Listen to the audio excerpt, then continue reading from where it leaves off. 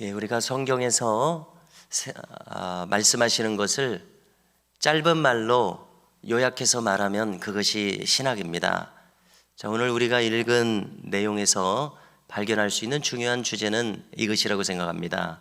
무엇인가 하면요, 칼빈주의와 웨슬리주의가 있을 텐데요, 강조점에 따라서 그렇게 주장하는 바가 다른 것처럼 들려집니다. 오늘 본문을 통해서 볼 때 칼빈주의는 하나님의 절대 주권 사상을 강조합니다. 모든 것이 하나님으로부터 비롯된다고 믿는 것입니다. 그런가 하면은 웨슬리주의 감리교회의 중요한 신학은 하나님의 은혜가 물론 있고 하나님의 주권이 물론 있지만 인간의 반응이 중요하다고 이 인간 중심처럼 보이는 그러한 의견을 냅니다. 그래서 내가 열심히 교회에 출석해야 되고, 내가 열심히 기도해야 되고, 또 장시간 기도하면 더 좋고, 내가 열심히 전도하고, 내가 열심히 무엇인가 하나님께 가까이 나아가려고 하는 그것이 중요하다. 그래서 감리교회의 중요한 방향은 온 교회가 열심을 내는 것입니다. 그러면서 은혜를 받고 해나가는 것입니다. 여러분들은 어떤 마음이 들으십니까? 물론 우리는 이제 장로교회에 속해서 칼빈의 신학이 많은 영향을 미치고 있습니다. 그 중에 하나가 방금 거론한 하나님의 절대 주권 사상입니다. 예를 들어서 이것은 우리가 이런 열심을 내는 것도 하나님의 열심을 내도록 은혜를 주셔서 우리가 열심을 낸다, 이렇게 생각하는 것입니다. 모든 것을 하나님 중심주의로. 여러분들은 어떤 생각이 들어지십니까?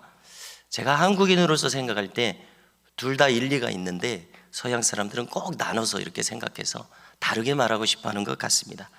그러나 어떤 철학자가 그런 얘기를 하더라고요. 우리 한국인은 비빔밥 문화와 같다. 다 섞어가지고 다 넓게 포용하고 이해하는 그러한 정신이 흐르고 있는 것 같다 이야기하는데, 저도 비슷한 것을 느낍니다. 다 옳은 말 같습니다. 그렇게 느껴져요.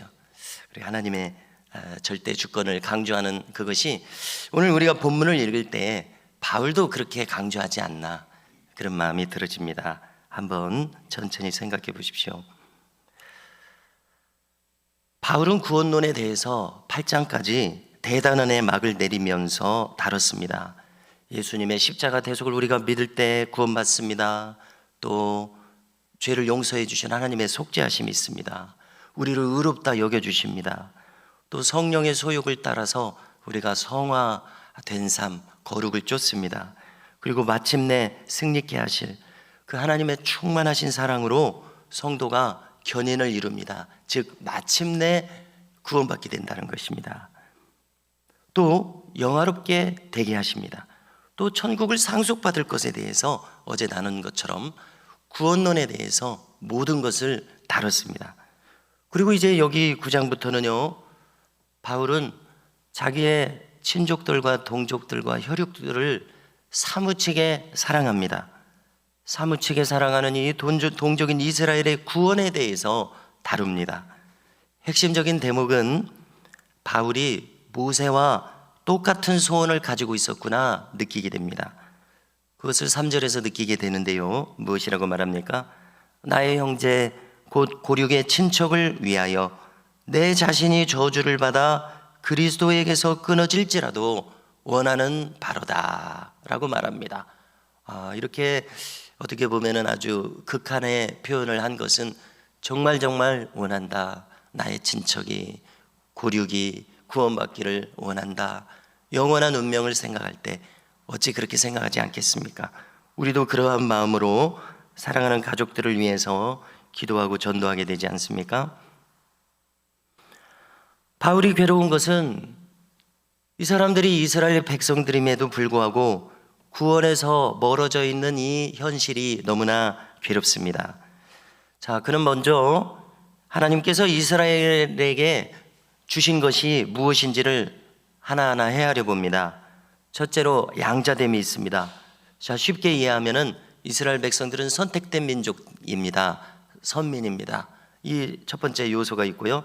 두 번째, 영광이 있다고 하는데요, 참 추상적이어서 어렵게 느껴지죠. 하나님이 임하여 계시다, 그렇게 이해하고 싶습니다. 세 번째, 언약들이 있습니다. 구약 성경에 무수히 많은 언약들이 있죠. 네 번째, 율법을 주신 사실이 있습니다. 참 선민이 아닐 수 없습니다. 성문화된 율법을 그들에게 주셨습니다. 모세오경이죠. 다섯째, 예배가 있습니다. 여섯째, 약속들이 있습니다. 성경에 수천 가지의 약속이 있다고 하더라고요. 일곱째, 아브라함 같은 족장들이 바로 그들의 조상들입니다. 무엇보다도 여덟째, 그리스도가 나게 하신 민족입니다. 이렇게 참 헤아리기 많은 이러한 은혜를 이스라엘 민족에게 부어주셨는데 자기 사랑하는 혈육들이 이 예수님께 돌아오고 있지 않습니다.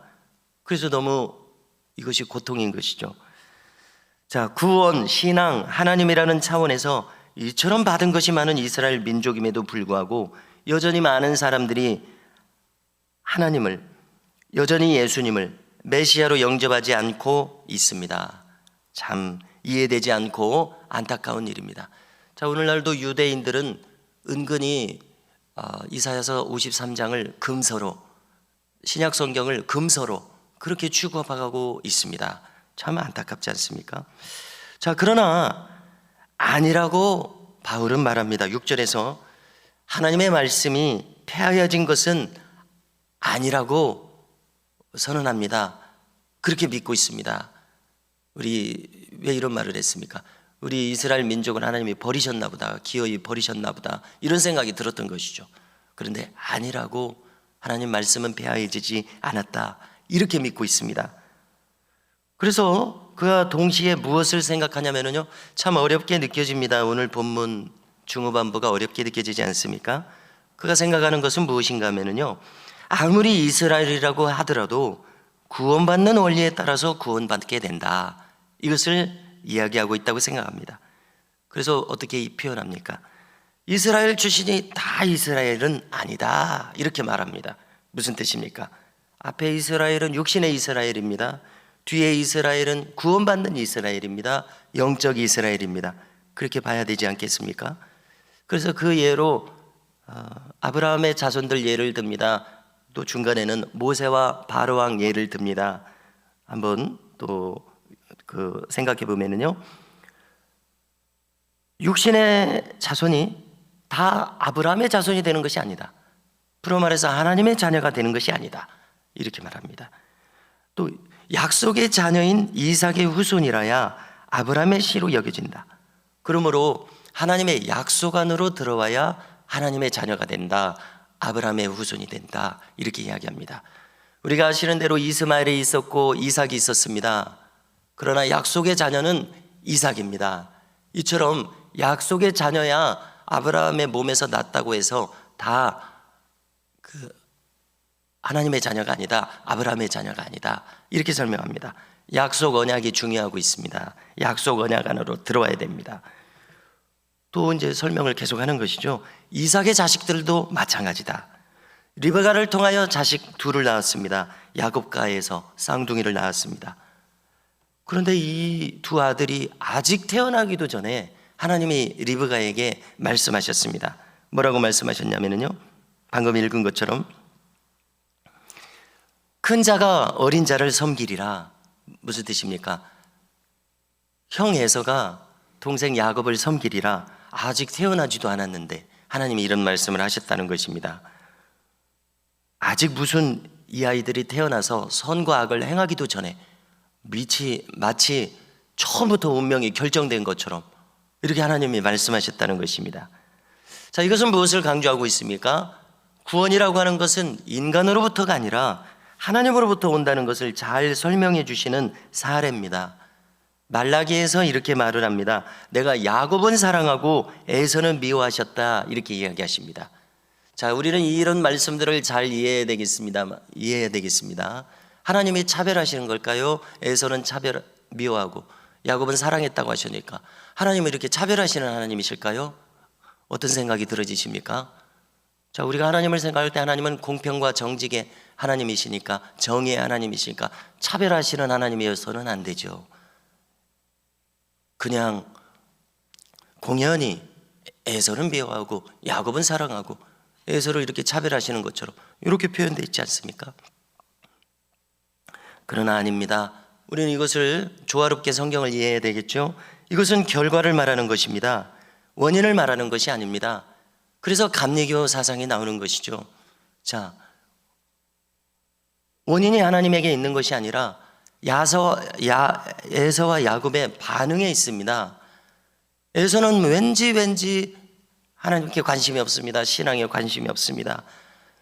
장자권에 관심이 없습니다. 그러나 반대로 야곱은 왠지 이거 무슨 일인지 하나님을 찾습니다. 장자권에 관심이 있습니다. 하나님께 축복받는 것에 관심이 있습니다. 이들의 마음이 왜 이렇게 흘러가는 것입니까?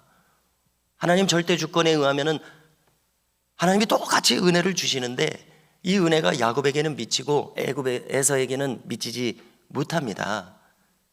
인간 편에서 보자면 반응이 180도로 다릅니다.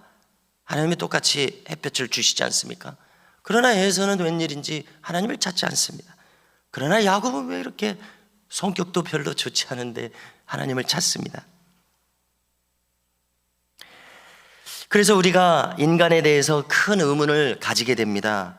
왜 하나님을 찾지 않을까? 왜 자신의 영원한 운명에 대해서 관심이 없을까? 아무리 생각해도 풀리지 않는 문제입니다.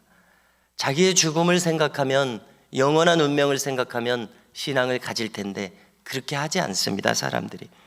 왜 자기 스스로 이 땅에 태어나서 자기 힘으로 살아가는 것처럼 왜 그렇게 교만할까? 교만한 줄도 모르고 살아가고 있습니다. 이것이 우리의 인간에 대한 큰 의문입니다. 자, 바울은 서신서에서 진리의 사랑을 받지 못하는 사람들이 있다고 탄식합니다. 또 믿음은 모든 사람의 것이 아니라고 이렇게 이야기합니다. 이것은 부르심과 택하심의 문제입니다. 하나님 부르셨습니다. 그런데 어떤 사람은 택함을 받은 사람인 것처럼 보입니다. 결과론적인 얘기라고 굳이 설명하자면 그렇게 설명하고 싶습니다. 자, 결과를 보십시오. 에서는 부르심과 택하심이 없습니다. 그의 마음은 저 멀리 가버립니다. 야곱은 부르심과 택하심이 있습니다. 왠지 그는 하나님을 자꾸 찾습니다. 바울은 이어서 모세와 바로왕의 예를 듭니다. 자, 모세에게 말씀하십니다. 내가 긍휼히 여길 자를 긍휼히 여기고 불쌍히 여길 자를 불쌍히 여기리라. 무슨 뜻입니까? 이것도 결과론적인 얘기입니다. 모세는 하나님께 엎드렸습니다. 순종하고 충성하는 사람이 됩니다. 똑같이 궁중에서 똑같이 같은 시간대에 자라났음에도 불구하고, 그러나 바로는 완악함을 버리지 못했습니다. 10가지 재앙을 통해서 눈앞에서 하나님 살아계신 것을 목격했음에도 불구하고 그런 시간이 지나갈수록 더 마음이 완악해져 갔습니다. 16절에서 확실하게 말합니다. 구원이라고 하는 것은 이렇게, 첫째, 원한다고 받는 것이 아니다. 둘째, 다른 박제라는 그 열정적인 추구가 있어서도 아니다. 구원받게 되는 원리가요. 세 번째, 오직 긍휼히 여기시는 하나님으로 말미암아 받는다. 이렇게 말씀하십니다. 자, 여기까지 읽었을 때 어찌 칼빈이 하나님의 절대 주권을 강조하지 않을 수 있었겠습니까? 그러나 그 과정에는 두 번째처럼 다른 박제라는 그 열정을 통해서 구원에 이르게 되는 것이 현상적으로 나타나기도 합니다. 그야말로 이 구원은 하나님의 절대 주권에 따라서 받습니다. 여기 인간의 의지가 물론 있습니다. 인간의 공로도 조금 있습니다. 그러나 이것이 절대적인 역할을 하는 것이 아니라는 것이죠. 인간의 의지나 공로가 개입할 수 없습니다. 그렇지만 우리가 이해하기 쉽게 이렇게 이야기를 해야 되겠습니다. 결국은 내가 원해서 내가 추구함으로써 구원을 얻습니다. 그러나 그 원하고 추구하는 마음마저도 하나님께서 주셔야만 생깁니다. 이런 은혜가 없으면 결코 인간의 마음은 움직여지지 않습니다. 우리가 사람들을 볼 때 하나님께 대해서 모든 사람이 깨닫게 되는 것이 아닙니다. 그러므로 결국 우리는 어떻게 됩니까? 하나님께서 하나님을 찾게 하신 이 은혜가 감사할 뿐입니다. 택함 받았다는 이 복되고 감사한 마음이 우리에게 일어납니다. 오늘도 이 마음으로 하나님께 더욱 가까이 나아가며 살아가실 수 있기를 주의 이름으로 축복합니다.